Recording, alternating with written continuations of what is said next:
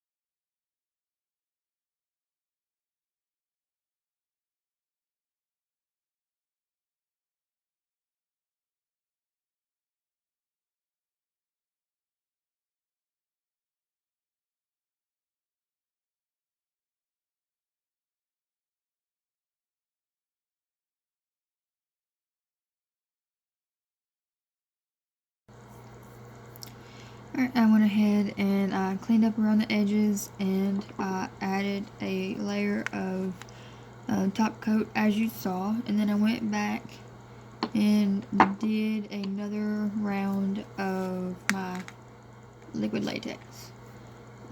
Because now, as you can see, we are going to be stamping. I'm going to be using this design right here.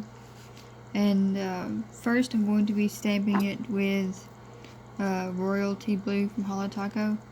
And then I'm going to go over that with Pueen's Blackjack stamping polish.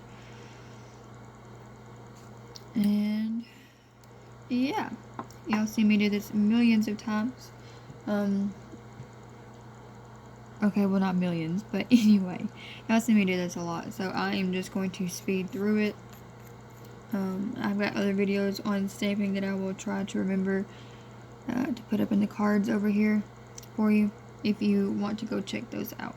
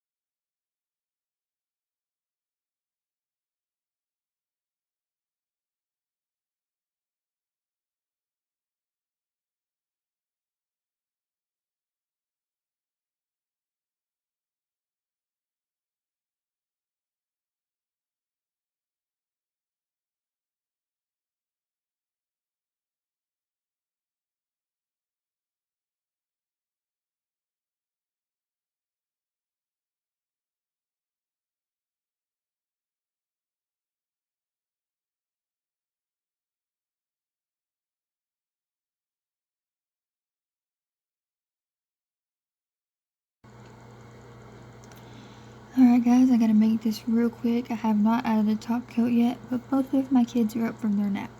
So I'm going to go spend time with my kids and my husband, and I will top coat pictures, all that later. I just wanted to do a quick outro real quick. But yeah, I love how this turned out. The gradient was giving me a little bit of problems being patchy, a little nervous, but when I did 3 coats, the third coat